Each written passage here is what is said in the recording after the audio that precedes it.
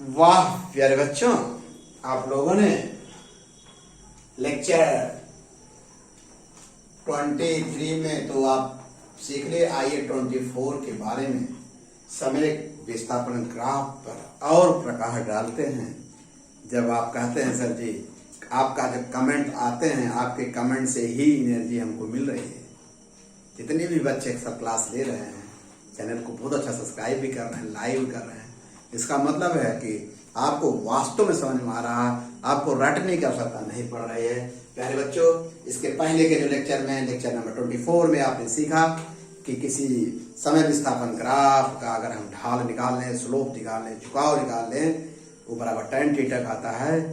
Theta का मान बढ़ने से tan थीटा का मान बढ़ता है, जो एक बहुत ही विराम थे जिसमें बड़े हम 30 से लेकर समझा चुके हैं। ये बहुत मौलिक जानकारी है, किसी भी किताब में इस तरह से व्याख्या नहीं मिलेगा जो आप तक पहुंचा सके। आइए फिर हम आप समझाते हैं। जैसे इस ग्राफ को देखिए, एक बार पहले बना चुके हैं। इसका जो एक्स अक्ष के साथ कोई कोण नहीं, अर्थात थीटा 0 होगा। थीटा 0 होगा तो इस ग्राफ का जो ढाल ही समय विस्थापन का जो ढाल होता है, वेग, औसत वेग या वेग के बराबर मान लो कि v equal to tan theta. Theta का मान 0 रखोगे, इसका मतलब वेग 0 हो गई। तो ऐसे भी समझ में आ गया कि समय तो बढ़ रहा है, विस्थापन में कोई परिवर्तन नहीं, इसलिए वस्तु की वेग 0 है। यहाँ देखिए, जो कहते हैं असंभव है, असंभव नहीं है। यहाँ समय अक्ष के साथ जो इस ग्राफ का झुकाव 90 डिग्री है, tan 90, मतलब इस ग्राफ से स्पर्श वस्तु अनंत चाल से चल रही है, जबकि ये संभव नहीं है व्यवहार में। इसलिए इस तरह के ग्राफ जो बताए थे संभव नहीं है। मैथमेटिकली भी समझा चुके, आपको और अच्छे समझ में आ गया। जरा बेटा इस ग्राफ को देखिए। इस ग्राफ को देखने से हमको ये बात समझ में आ रहा है, समय 0 है तो दोनों देख रहे हैं, दोनों ग्राफ कहीं समय 0 है तो समय 0 पे इसका इतना है, अधिकतम डिस्प्लेसमेंट अधिकतम इतना है। जरा मैं देखिएगा, जब समय अधिकतम हो गया, यहाँ t मैक्स हो गया बेटा, इसके बाद तो ग्राफ तो है नहीं, यहाँ t अगर मैक्स कर दीजिए तो इसके संगत आपका डिस्प्लेसमेंट 0 है। देखो अधिकतम समय पर डिस्प्लेसमेंट क्या है, इसके संगत, और इसके संग अधिकतम डिस्प्लेसमेंट पर समय 0 है, यहाँ d मैक्स है। अच्छी बात है। अब यह जो ग्राफ है, एक चीज और समझा दें आपको, अनाड़ी जैसे जैसे साहब नीचे आएंगे, ग्राफ चाहे ऊपर जाइए चाहे नीचे आइए, मतलब है कि हम आइए समझा देते हैं आपको। जैसे इस पॉइंट पर आए तो आप इस पॉइंट पर देखिए, समय इधर चला गया, और जब इसको यहाँ बनाओगे ग्राफ ये नीचे की तरफ, इसका मतलब समय बढ़ रहा है, विस्थापन घट रहा है। फिर देख लो, अगर यहाँ आ गए तो बढ़िया बता रहा हूँ बेटा, एकदम मौलिक चीज है। समय तो और बढ़ गया, विस्थापन और घट गया, देख रहे हैं, बल्कि मूल बिंदु को और आ गए। ये सीख लीजिए, नहीं थर्मोडायनेमिक्स केमिस्ट्री में आने वाले समय में आपको तो बिल्कुल समझ में नहीं आएगा।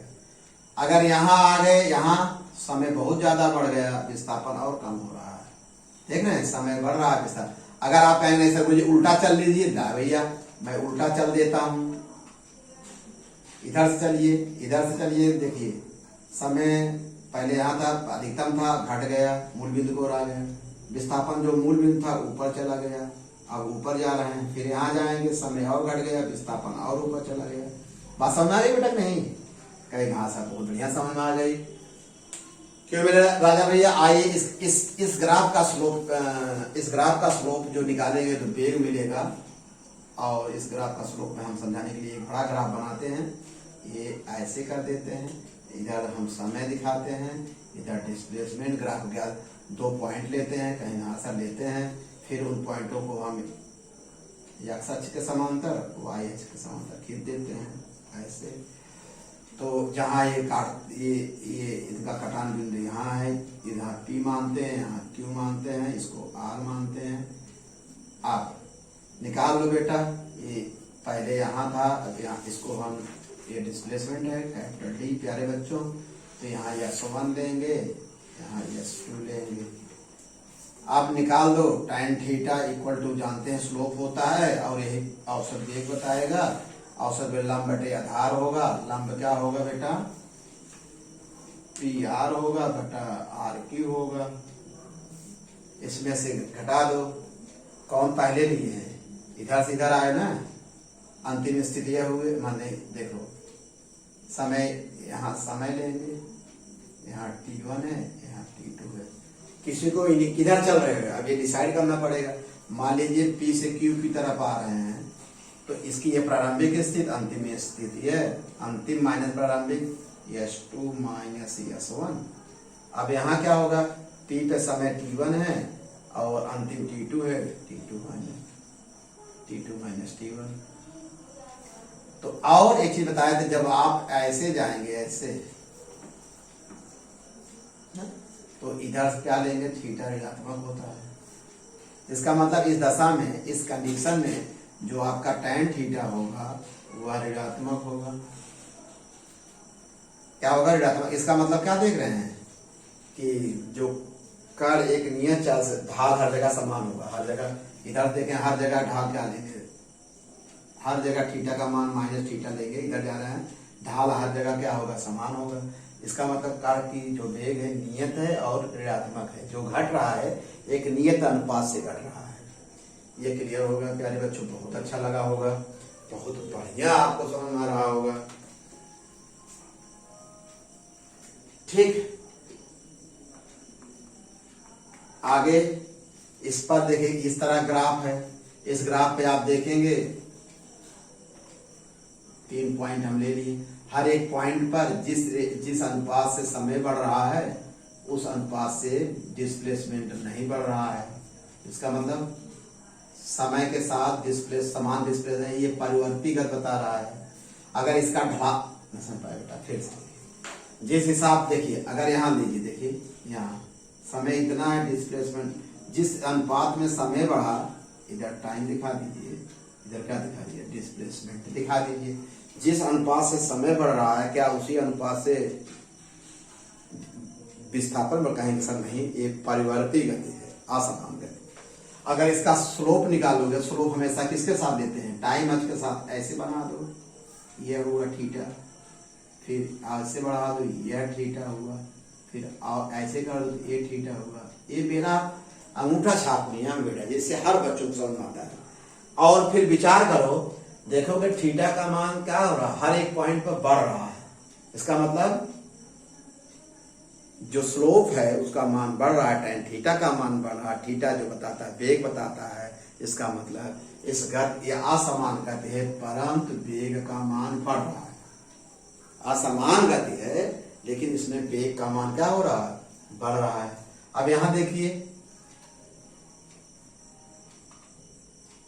ये भी असमान गति है, लेकिन जरा इसका स्लोप निकाल लो, इस पॉइंट पर स्लोप, इस पॉइंट पर स्लोप, इस पॉइंट, देख रहे हैं, बहुत बढ़िया है। देखा, यहाँ थीटा का मान घट रहा है, इसमें थीटा का मान क्या हो रहा था, बढ़ रहा था।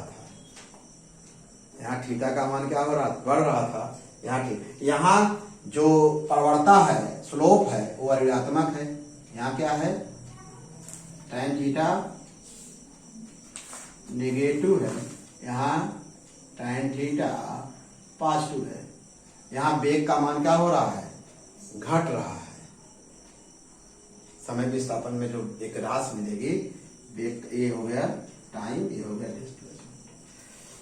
ये बहुत अच्छी जानकारी है, कैसे थीटा बढ़ेगा कैसे घटेगा। और थीटा से ही, अच्छा एक चीज और बता दें, इसका देखिए, इसकी एरिया निकालने हैं, समय विस्थापन ग्राफ की अगर एरिया निकालने हैं, समय विस्थापन ग्राफ में क्या निकालने, एरिया निकालने, कोई फिजिक्स बनेगी, जरा देख लो बेटा, फिजिक्स बनती है तब तो एरिया निकाला जाएगा, अगर फिजिक्स नहीं बनती तो एरिया निकालने कोई मतलब नहीं है। तो हम बताए थे समय विस्थापन मानिए, इसका ऐसे पता है, लंब डाल दो, आपने लंब डाल दिया, इसकी एरिया निकाल दो।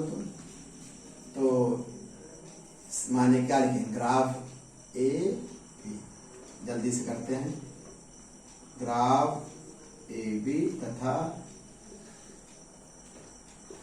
समय अक्ष के बीच घेरा क्षेत्रफल ना, ग्राफ ए बी क्षेत्रफल, यहाँ क्या ये टाइम है ना, यहाँ ई आप लिख दीजिए, तो चतुर्भुज ए बी ई एफ का क्षेत्रफल, समझे बेटा, क्षेत्रफल निकाल, लंबाई गुणे चौड़ाई, इधर है डी, तो लंबाई है ए ई गुणे चौड़ाई ई एफ, यह है किसके बराबर होगा, डी के बराबर होगा, ये टाइम के बराबर होगा। तो समय गुणे डिस्प्लेसमेंट गुणे समय कोई फिजिक्स है, क्योंकि वेग बराबर होता है डिस्प्लेसमेंट में टाइम, दोनों के गुणनफल का कोई फिजिक्स नहीं है। समय और विस्थापन के गुणनफल का कोई फिजिक्स नहीं है, कोई फिजिक्स नहीं, कोई भौतिक राशि नहीं प्राप्त होगी इसके एरिया से, कोई भौतिक राशि। तो आज के बाद जान लो, समय विस्थापन ग्राफ का क्षेत्रफल कभी नहीं निकाला जाएगा, क्योंकि कोई भौतिक राशि नहीं प्राप्त हो रही है, क्योंकि डिस्प्लेसमेंट गुणे समय, समय गुणे दूरी गुणे समय की कोई फिजिक्स नहीं है। देख ले, जो तीनों भौतिक राशि में ही संबंध है, तो डिस्प्लेसमेंट वेग गुणे समय तो है ना, लेकिन डिस्प्लेसमेंट गुणे कोई नहीं। इसका मतलब है कभी भी समय विस्थापन ग्राफ, ध्यान रखिए, हर के लिए नहीं लागू बात होगी, समय विस्थापन ग्राफ का एरिया कभी नहीं निकाला जाएगा, क्योंकि इसके एरिया निकालने में कोई भौतिक महत्व नहीं है। अरे भाई, आप भाई गणित वाले हैं तो एरिया सबका निकाल लें, लेकिन कोई फिजिक्स तो निकलनी चाहिए, कोई फिजिक्स है। इसका माने एरिया नहीं निकालेंगे, कभी नहीं निकालेंगे। एक चीज ध्यान रखिए, स्लोप से फिजिक्स निकली है, क्या निकली भौतिक राशि, वेग निकला, क्या निकाला जाएगा, वेग, तो स्लोप निकाला जाएगा, क्योंकि उसकी फिजिक्स क्या मिली है, औसत वेग, लेकिन एरिया का कोई फिजिक्स नहीं मिली। ये बहुत ही फंडामेंटल जानकारी है, इस जानना चाहिए, आप जान लीजिए, अब तक तो नहीं जानते हो, जबकि ग्राफ बहुत पढ़ लिए हो। ओके बेटा, धन्यवाद। पढ़िए, और आपको समझ में आ गया तो कमेंट करिए, आपके कमेंट से ही मुझे एनर्जी मिलती है और अच्छे अच्छे वीडियो बनाएंगे। ओके बेटा, धन्यवाद।